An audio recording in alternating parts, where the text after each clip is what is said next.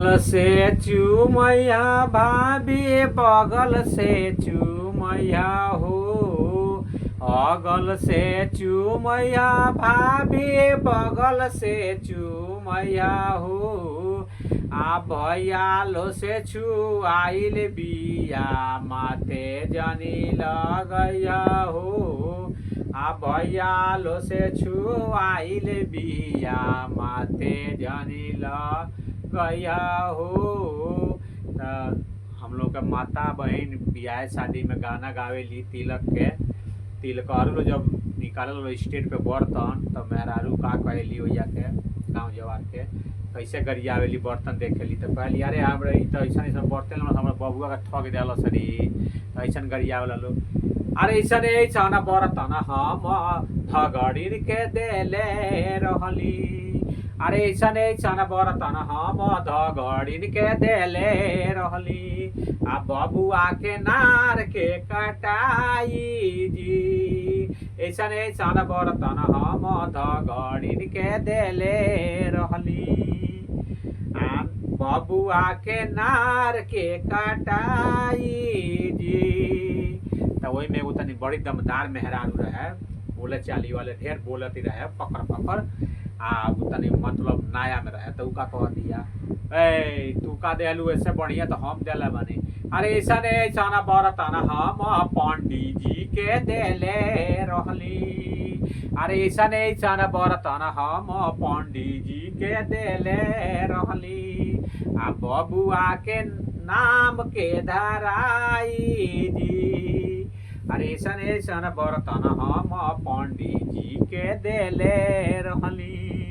आ बाबू के नार के काटा बाबू के नाम के धराई जी। ऐसा ऐसा बर्तन हम पंडित जी के देले रहली। आ बाबू के नाम के धराई जी।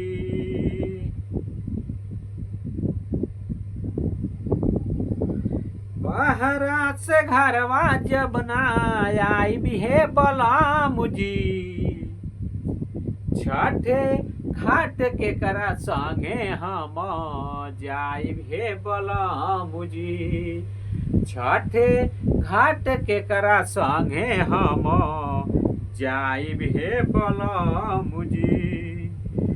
छोड़ी न कलाई चूड़ी फूटल हे राजा कमरिया से सड़िया सरकल हे राजा कमरिया से सड़िया सरकल हे राजा कमरिया से सड़िया सरकल हे राजा।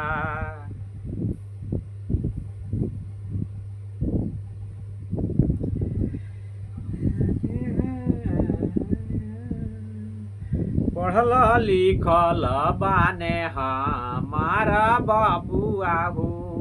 पढ़ल लिखल बाने हमारा बाबुआ हो।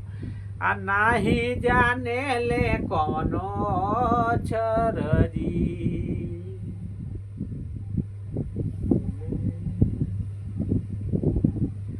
अरे राहे दहम के कुछ ना चाहिए हमारे भौजाई हो।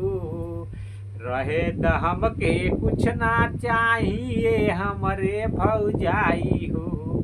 आ बनल है हमारा भतीजा देखी के जिया जुड़ाई हो। आ बनल ही तो हमार भतीजा देखी के जिया जुड़ाई हो।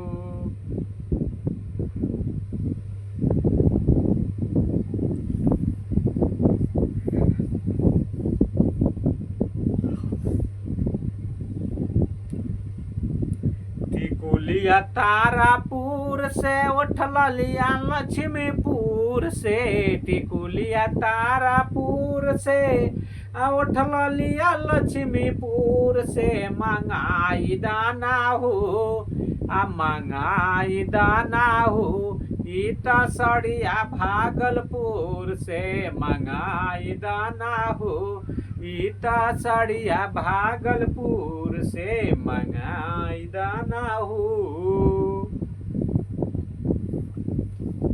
हे भागलपुर टिकुलिया तारापुर से उठला लिया लक्ष्मीपुर से टिकुलिया तारापुर से उठला लिया लक्ष्मीपुर से मंगाई दाना हो ईता सड़िया भागलपुर से मंगाई दाना हो ईता सड़िया भागलपुर से।